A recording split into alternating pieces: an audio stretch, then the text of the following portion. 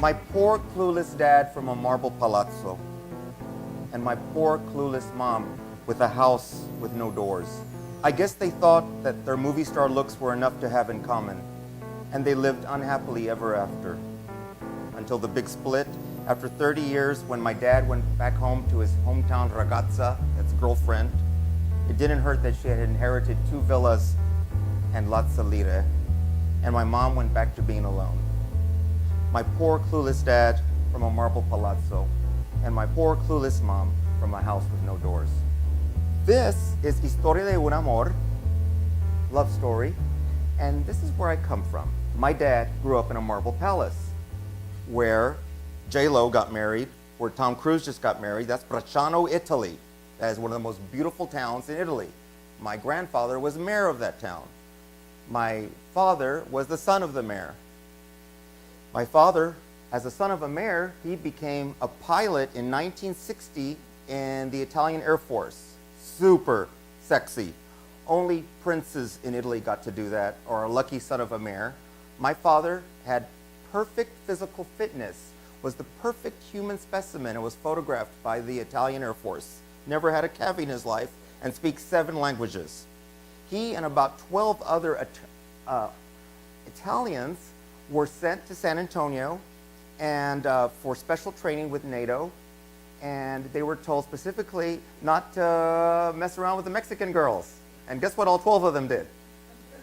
Messed around with the Mexican girls, and there's all of us offspring. My dad, as fabulous as Italy is and beautiful as it is, he was fascinated by Mexican culture and Latino culture and San Antonio and the Old West and cowboys and people selling food in the streets and chickens and all that stuff that was San Antonio even in 1960. And these gorgeous women that, like my mother, that looked like Elizabeth Taylor, and they drove a car and they worked in a bank. Only the wife of a president would get a job in a bank in Italy. And very few women even drove at that time in Italy. So my dad, when his first impressions of my mother, he was very confused. It was so sophisticated. And then as he got to know her better, like her house didn't have any doors on it. So somebody could be driving a car and somebody could have a job at a bank, but also be living in the West Side, and there's 9 people in this little crooked tar paper house. Very confusing, but fascinating to my father. My mother is what you might say married up. She married an Italian man. In some ways, it was hard for her because he eventually grew to belittle her and her culture. So the things that he romanticized, he eventually was repugnant of. And everything good about us and his offspring, us kids, was because of our European blood. And everything inferior about us was the taint of being a Mexican. So I kind of grew up in a racist household. My dad humiliated my mother all the time because he didn't marry a virgin, and she owed him, you know. There was all these painful games going on. My father hung around with all the other Italians that were expatriates in the 60s, and we'd go to parties and we'd all hang out together, mostly Italian husbands with Mexican wives, very glamorous, Ferruzzi, all that kind of crowd. You know, they had Lamborghinis and Fiats and beautiful food, you know, homemade pastas and stuff that would not have been made in San Antonio till 20 years later. In those days, you didn't become an artist. You didn't say, oh, Mom, Dad, oh, thanks for sacrificing. I'm gonna, you know, study basket weaving. I mean, that was an old joke in those days. You didn't do that. But I did what an immigrant father and a struggling mother want you to do, is go to St. Mary's, and I became a lawyer. So my parents were very strict. I was gay and in the closet, and I wanted to succeed so badly. I wanted an extraordinary life. I didn't know how it was going to happen. I worked really hard, and I graduated college in 3 years. I graduated at the top of my law school. I was 3rd in my class. I wasn't very politically conscious yet. I didn't because with St. Mary's, I was mostly with middle to upper middle class Mexican American kids that we were very content in our lifestyle. We never felt that we really had been mistreated much, and it wasn't an issue. When I went to those prestigious law firms, though, luckily I got in contact with out-of-state students and Harvard and Yale Latinos. Now, those kids, though, were not from a middle-class background. These were kids with super high IQs, and their parents were migrant workers. That's much different than me growing up middle-class San Antonian. And I had the richest gringo friends in Bernie that owned car dealerships and owned insurance companies. All my friends were billionaires with horses and indoor swimming pools. And I'd go to their house and not even be offered a glass of water by their mother.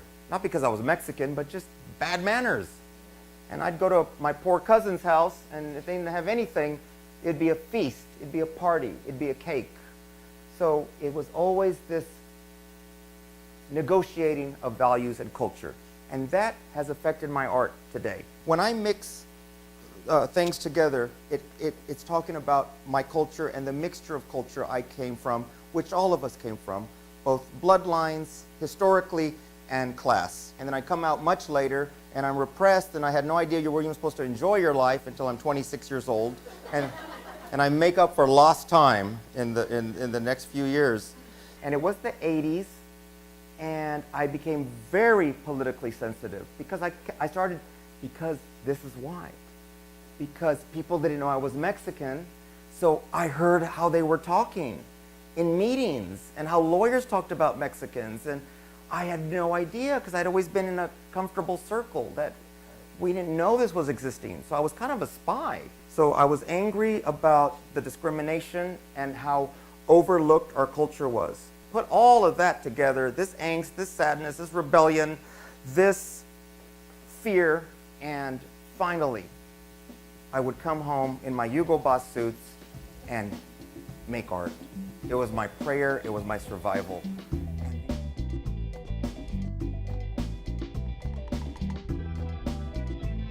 So, Historia de un Amor. As you see, there's a split.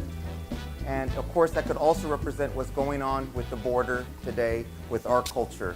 One of the great tragedies of our generation, where Mexico has disappeared to us, that it's become a criminalized culture in people's eyes, that it's something that we should separate ourselves from.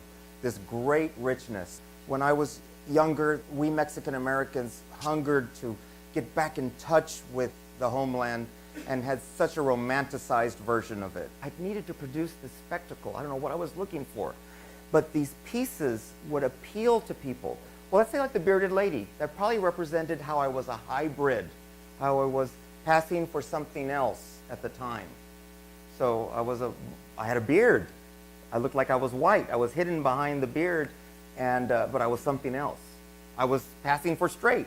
I walked and talked a lot straighter back then. My generation, we were more Mexican than any Mexican could possibly be. It was time to be Mexican, and there was a whole generation of us that went for it. So this is romantic work of old, beautiful powders and polvos and magical things from the botanicas of San Antonio. This is a piece called Fat, and it's very Baroque. You'll see a lot of Baroque references in my work. Barroco means imperfect pearl in Portuguese, and that's where the word Baroque comes from. And Baroque is that imperfect art, kind of natural and flowing. And it's the Baroque period in which San Antonio is founded. It's the Baroque period in which the Indians, some of our ancestors, are mesmerized by the Baroque decor and architecture of the missions. It's this Baroque sensibility. It comes out a lot in my work, and it's about inclusivity and imperfection and beauty. 80% of the city is Mexican American. Who cares about what we're making? Who cares what we're saying? Who cares what our art looks like? And guys, people didn't care in San Antonio. A lot of them didn't. Even at UTSA, it was white. And this didn't exist. And UTSA would have art parties, and I might get invited, and maybe Chuck Ramirez with his blonde hair and his blue eyes, but somehow nobody else got the map to the party that night. And I would fight, and I'd get drunk, and I'd be like, why am I the only Mexican American here? And what happened to the other 10 Mexican friends that were with me? Where's David Casas? Did he get the map? You know? And our art was criticized and made fun of. And there was a board meeting at SAMA where they said, like, Mexican Americans make mongrel art. It was a time of struggle, and it was a time of wanting a place in the sun. And even our Anglo friends, who we started speaking up and saying we feel left out, we feel prejudiced against, they would think we're from Mars. They wouldn't believe it. They wouldn't believe that we feel our art's not being taken seriously. They wouldn't believe that we're not on that we're not represented fairly in art shows and on boards. No one cared yet in San Antonio. The museums were not showing them. This only happened 5 minutes ago. Mexican Americans didn't even show in museums until the late 70s, I believe, in some of the major galleries.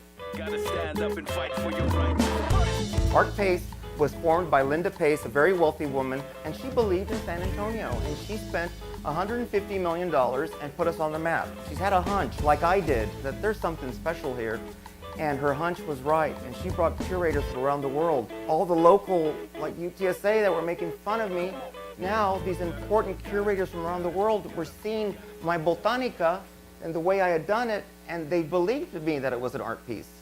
And they gave me shows all over the world. And they rescued me, and they had seen everything. These are the pieces I did at Bard College. Alejandro Diaz wrote his master's thesis at Bard on me, on my botanica, and on our movement in San Antonio called Gorgeous Politics, how I had used art and my botanica to get rich people and rich Mexicans and poor Mexicans and transvestites and priests and politicians and drug dealers and everybody under one roof. It was crazy. And I'd have all the thugs, the mafia thugs, they'd come and buy their prom outfits for their girlfriends at my place, because I'd have like vintage Chanel outfits. Crazy, crazy store. And he wrote on this cultural and societal and social mixing that was created by use of a store. So the richest ladies from Alamo Heights were shopping there, and Mexican grandmothers were still shopping there. So anyway, that week, by coincidence, 60 of the most important curators in the world were visiting Bard. And they all gave me their card and loved the pieces, and I showed all over the world for the next 7 years. I never had an art class, and all of a sudden I am in the most important show in the United States for the year 2000. And it was called Infinito Botanica, New York City. And people were interested in our cultura. People were interested in the culture, in the texture, in the history, in the sentimentality, in the complexity of where we come from. So this battle was constantly going on about identity and what's Mexican art, what's white art, you know, what's even a Mexican, you know, or what's a Mexican American. These were daily battles.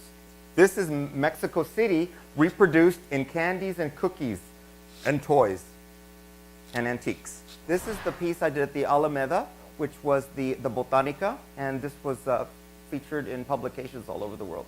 That's a piece I did for it called Que Purdy. Now, I'm becoming, and my generation, well known as artists, and the gringos are saying, oh, their work is too Mexican, and they're just trying to wave the Mexican flag to get shows now, that's in style. And the Mexicans, a little bit older than us and more established, who were also our friends, were saying we were coconuts, that our work was too white, and we were trying to just copy white people. So there was a generation of us that were caught between both worlds.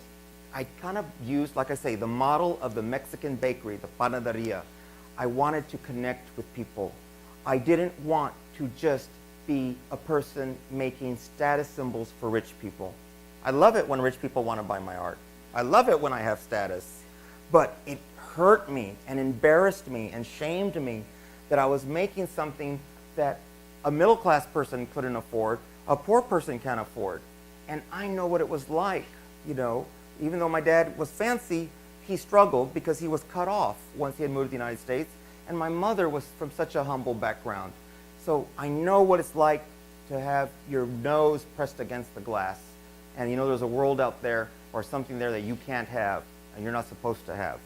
So I didn't want that. So even in fancy settings, and even including the Botanica, I didn't want snobbery. I wanted to escape that world of classism.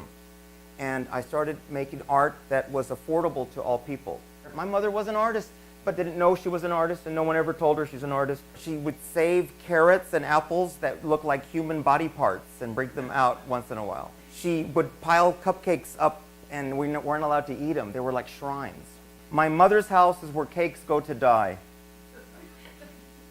She sneaks them home in her purse and allows the refrigerated newcomers to lie in state in their styrofoam sarcophagi and their shrouds of tinfoil amongst the curdling milk and the bags of liquefied spinach. She lovingly tends to cupcakes that we are not allowed to touch until they self-implode after 6 or 7 years. Her china closet is a reliquary of sugar doves, long divorced, and birthday cake flowers, now with grandchildren of their own. As a child, I longed for a house like my friend Dean Lammert's, with only a clipper ship on the mantle. If you like the Lammert's house so much, why don't you go live with them? My mother, the keeper of cakes, would taunt, stung by my dismissal of her handiwork, her incorruptibles, her jewels. But I know that I could never leave a house where cakes go to die and where donuts drop by just to sit and think.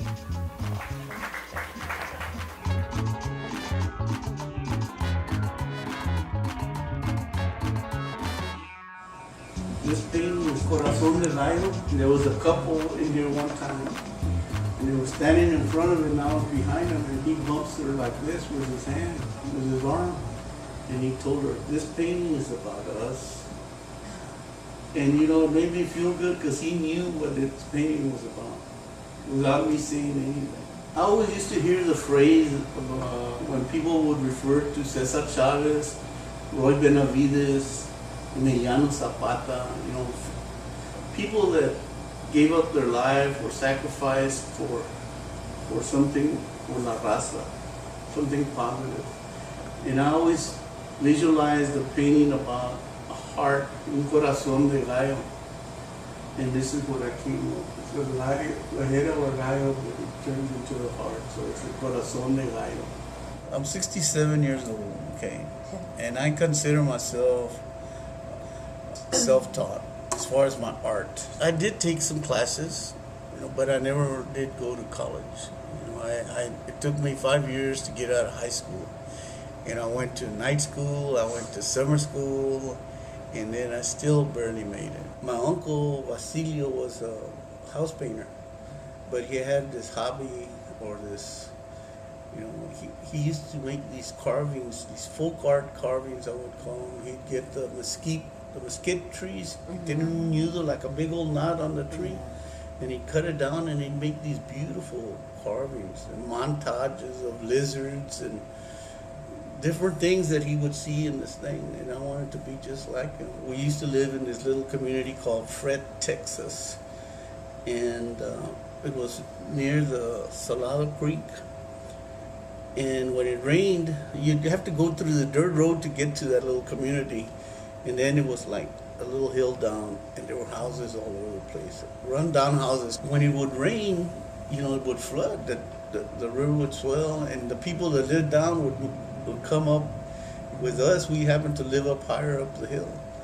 And as the rain went away and it stopped, there was a lot of mud, and us kids would play with the mud.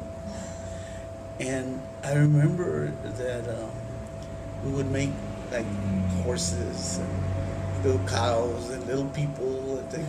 And everybody, yeah, there was a mud. And a lot of them, the kids would ask me to do theirs because mine were a little more nicer. But that's the first memory I have of doing any kind of artwork. But then in school, St. Anthony Shrine Catholic School, and it was a school for the poor kids. It was a shrine. They used to call it the shrine because it actually belonged to St. Peter's. And Peter's there on Broadway. That's Alamo Heights. Okay, that's where the people with bucks live. So this is my opinion. I think they built this little church over here on the side So todos los Mexicanos would go to that church. Okay, that's just my opinion. We all would go to church there, and we had a little school. And one time the sister, I just remember, she said, "You all take out your notebook and see if you can draw something." And well, I don't know why I drew a little kid with a baby bottle or with a mamon or something. And the lady said, the sister said, "Hey, you can be an artist." And that was the first time I ever heard of art.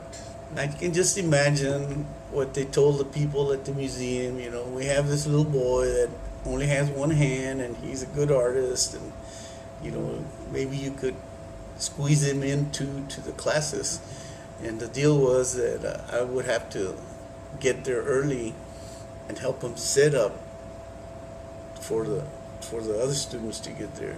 And after the class was over, I had to help him put things up and clean up and things like that. So I paid my way to go to the museum and take classes. Warren Hunter was a watercolor artist. He was a legend here in Texas and in San Antonio. This is a real artist. So I went to see Mr. Hunter, and Mr. Hunter was a very good man, and he had a full class, and he said, "I don't think I can fit you in here." And I think he saw the disappointment in my face, and he said, "Tell you what, come in Saturday and we'll try to put you in somewhere." And I did. I started taking watercolor classes with Warren Hunter, and it was every Saturday morning. And every Saturday morning, most of the time I was hungover, but I had made up my mind that I wanted to paint, to learn to paint.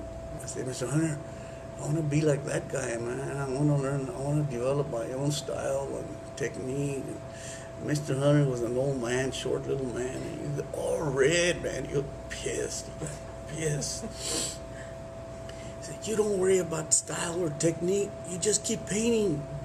That'll come by itself. Don't worry about that. You just keep painting. It'll come by itself." I have 3 different themes: the Rayo, the Dia de los Muertos, and cultural. But my style is kind of a crude style.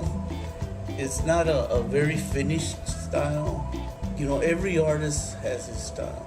And I started going to art shows and showing my art, and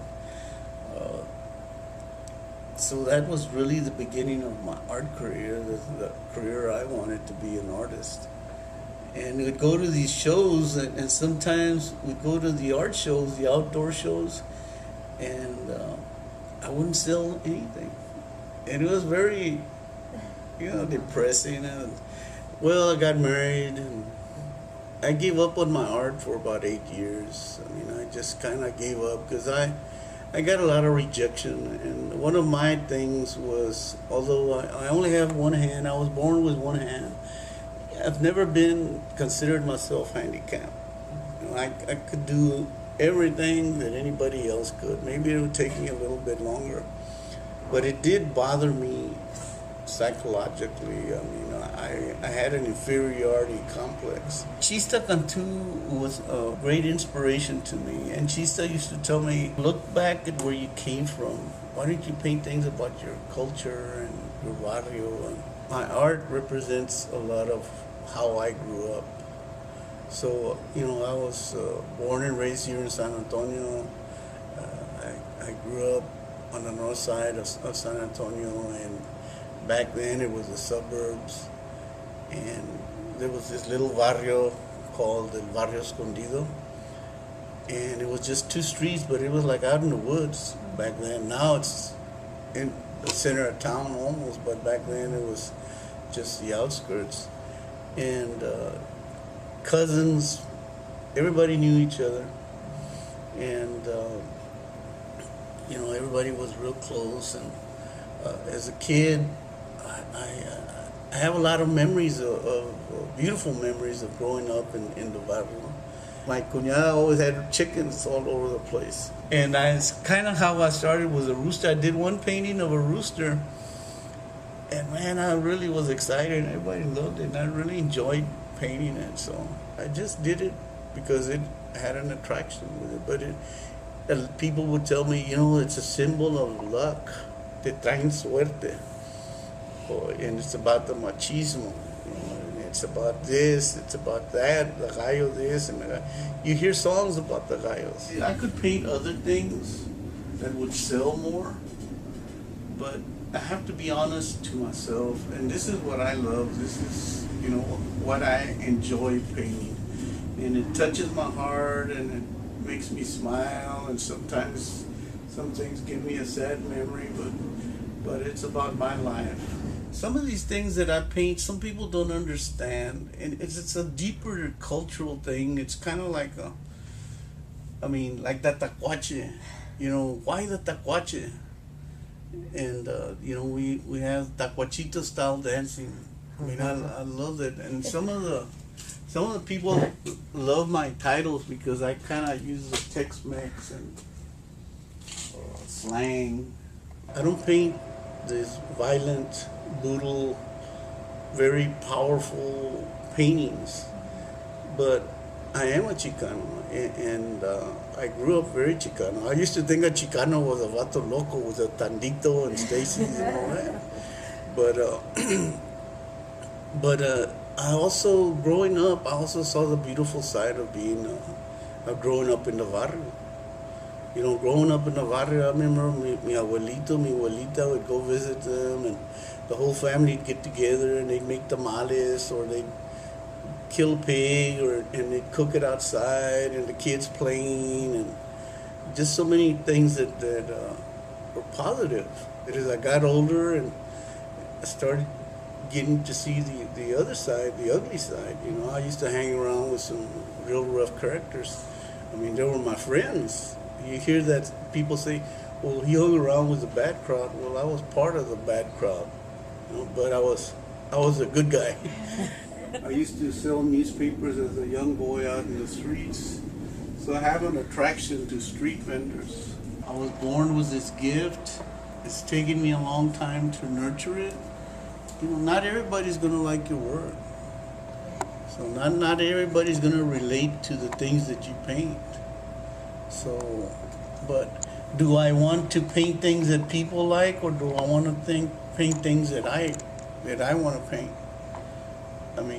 Maybe that's why I'm not so successful as far as selling, because I paint for Joe Lopez. I don't paint to please other people. I've been rejected and discouraged by the comments and things, not accepted as an artist. And it takes time, as you keep painting and getting in different functions and doing different things, you finally start getting a following, and it comes if you're dedicated to it. It'll come. I always tell people when I do presentations, this is not the Joe Lopez story. I'm just happen to be in the spotlight, but there's millions of people that grew up the same way I did. I'm very nostalgic. My cultural paintings are about life, and it's about a simple life that many of us went through. And the comments I get mostly from people, like there were some people here from California and from Phoenix, and they just said, "These is all about the good old days, the simple days." My name is Joe Lopez, from San Antonio, Texas, born and raised.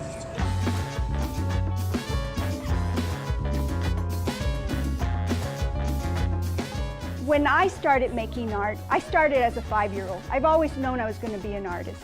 But my family never believed that that was my purpose in life. My family had totally different path laid out for me.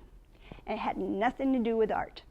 Because art was looked as a pastime. And especially for a woman, a Latina woman, a Chicana woman, a Mexican-American woman, growing up in a household that was matriarchal, but very much led by what the man said, even though he was not involved in any of the important decision-making of the household. My path was not to be an artist. Art was looked upon as frivolous. Reading in my household was looked upon as wasting time. But I knew better. I knew that for me to be an artist, I was going to have to push everything that my parents and my grandparents and my great-grandparents were pushing on me. To become a nurse, to become a secretary, to become a civil servant. And if I had chosen those paths on my own, it was my decision, not my grandfather's, not my mother's, not my abuela's, but my own decision, then it was fine to go into those careers. But I wanted to be an artist. I started with self-portraits. Why did I always feel so awkward in the skin that I had put upon myself as an artist? And partly is because my mother did a really good job training me to be all those things that she had made a path for me, to be a mother, to be a caregiver. I'm still a caregiver. I'm not a mother. I chose not to have children. And my students query about the whys of Miss Ibanez not having children. Because even now, 21st century, young ladies in my classroom believe that the biggest gift of a woman is to have a child. And that may be so. But for me, my child is my art. The community supported my art and supported the vision that I was trying to share. My family, on the other hand, thought I should burn all my paintings.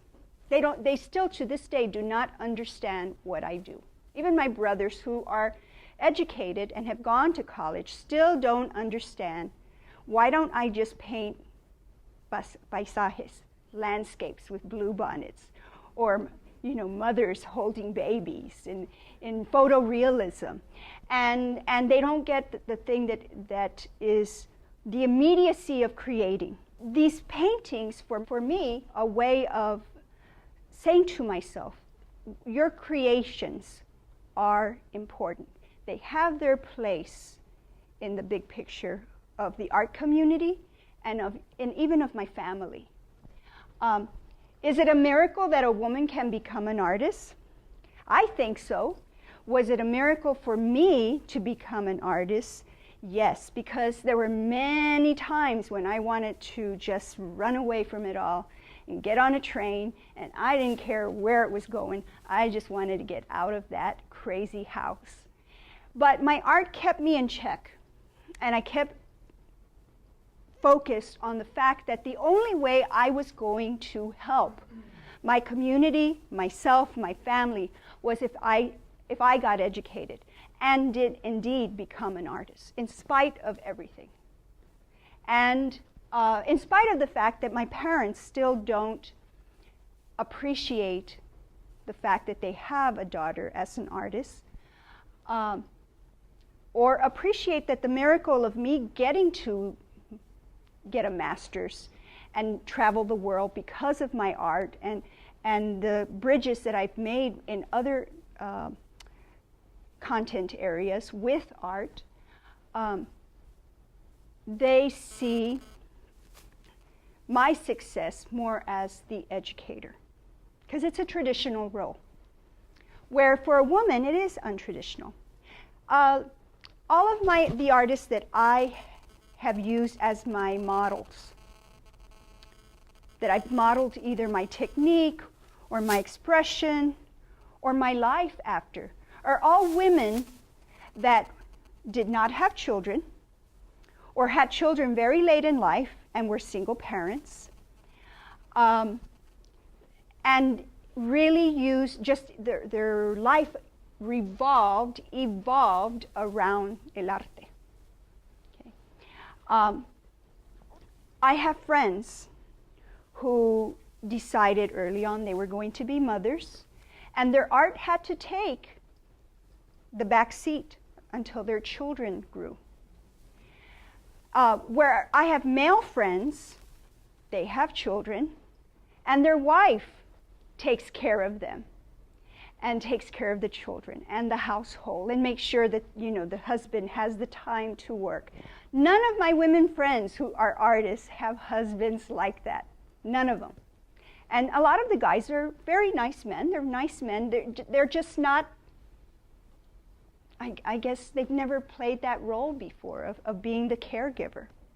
Where for a woman, I think it comes naturally. I know for myself, my mother trained me to be a caregiver from the time I was little. For me as a Chicana, many times we can also get into those dialogues of duality, of looking at myself as a woman, as a Chicana, as a daughter, as a wife, as a community member, and then as not a community member. And you play with these dualities. And for me, I reflect on those things via my art.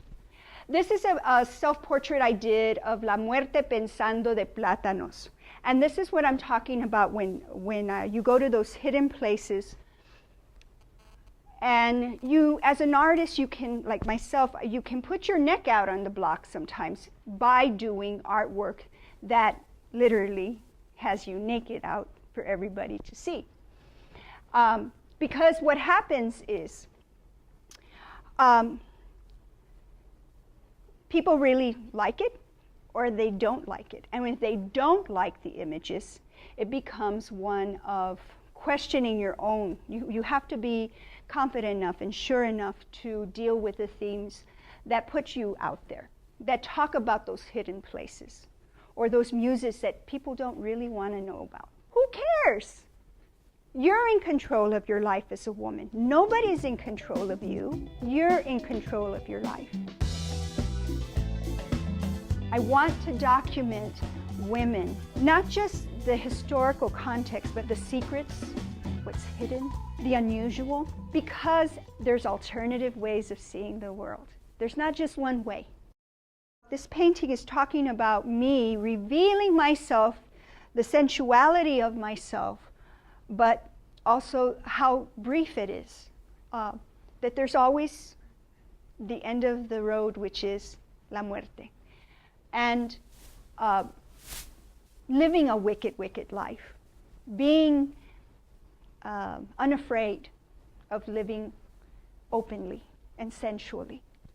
I did a series where I was looking at the maguey again as a symbol of diverse use and the spirits of women, because women have very quietly been able to come up with such creative ways of managing their home life, their work life, the duality of mother and of lover, the duality of leaving and returning. My degree in art is in printmaking and painting, with a minor in art history. And so I've always done block prints.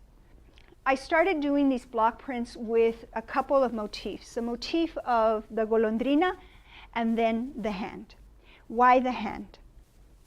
For me, the hand is my tool, and it's what makes my living as an artist. Without my hands, I don't know what I would do. I think I can do without my eyes.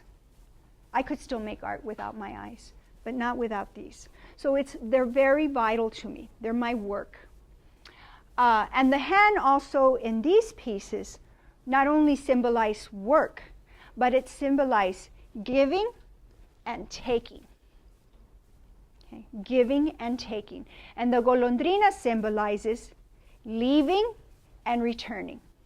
So where am I now? Right now I do a lot more illustrations than working in my studio with my art. This is my art, but it's very constrained to what the writer's story has to say.